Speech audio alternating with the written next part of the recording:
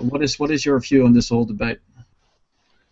Well, there's a couple of different perspectives. First of all, please take my Wired presentation in context. I was presenting to a room full of bankers, hedge funds, investors, and financial technology companies that had spent the entire morning talking about how they're all about disruption, and they want to disrupt their industry, then they want to disrupt their own companies, then they want to disrupt their own brain from the inside out so they can all be fully disrupted and embrace this revolution.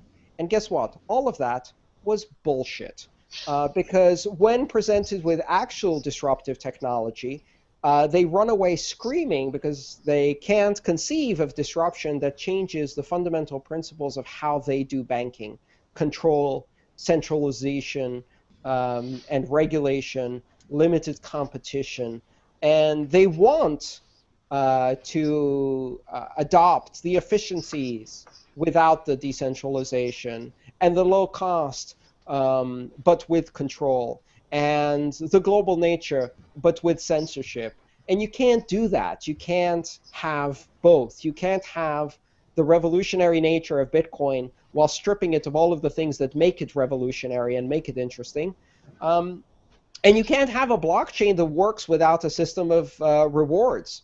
Currency is an integral component to the security of the network. No one has demonstrated a decentralized or even a distributed time-stamped secure ledger that doesn't have some system of incentives behind it. And those systems of incentives, so far, we have one model that works, and that's Nakamoto consensus as implemented through proof of work and the reward of Bitcoin seigniorage.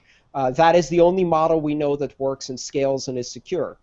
What they want to do is create the CompuServe equivalent to Bitcoin, the AOL equivalent to Bitcoin, kind of like the internet, only closed and controlled. Minus the innovation, minus the excitement, minus the possibility of anyone doing anything interesting without asking for permission first. Is that going to increase the efficiency of some banking operations? Sure. Sure it is.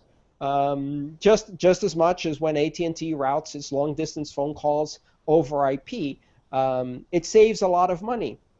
Is that going to change everybody else's view of the world? No. Is that going to bank 4 billion people who are currently unbanked precisely because of the issues of scale and centralization? No, of course not. That's not revolutionary. That is to revolutionize. And I've used this term before. To revolutionize something is to remove anything actually revolutionary from it, and then define by committee some kind of pale, unrecognizable alternative that is just about palatable enough to present in front of an executive committee. It's timid, it is weak, and ultimately it is ineffective.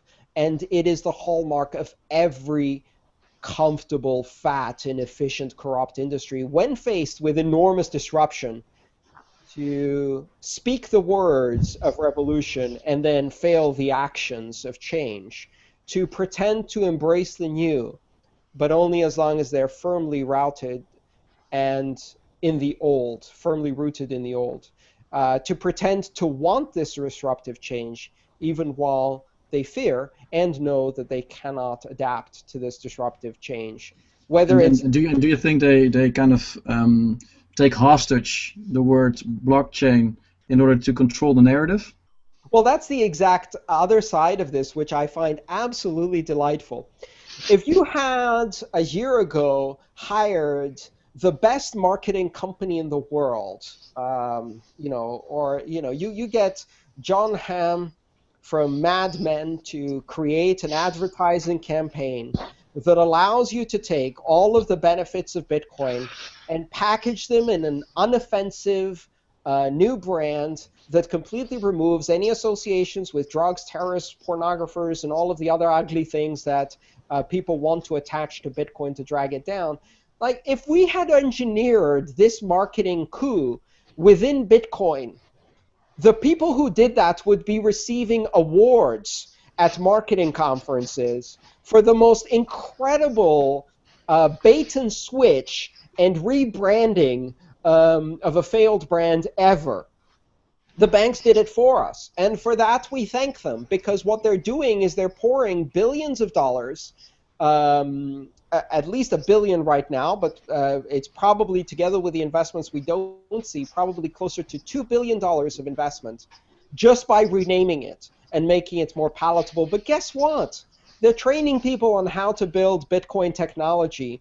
They're building startups that learn how to do Bitcoin technology. And when all of these people who are in the banks find that their model of controlled centralized blockchains cannot generate innovation, they're going to take their Christmas bonus, leave, and create a startup that's going to disrupt the banks from the outside. So awesome. So their dismissing of Bitcoin and embracing of blockchain is actually kind of backfiring to them eventually.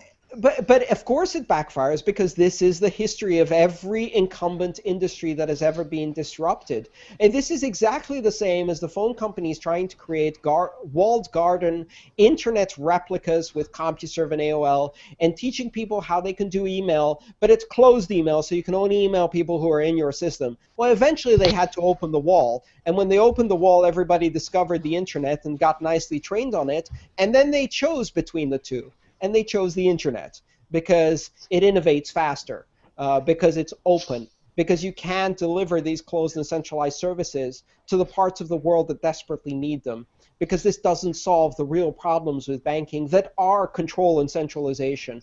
And so, yeah, great. Teach everybody blockchain. Put a wallet on every phone. Train everybody to do mobile payments. Train them that there are currencies that do not come in paper form but have value nevertheless.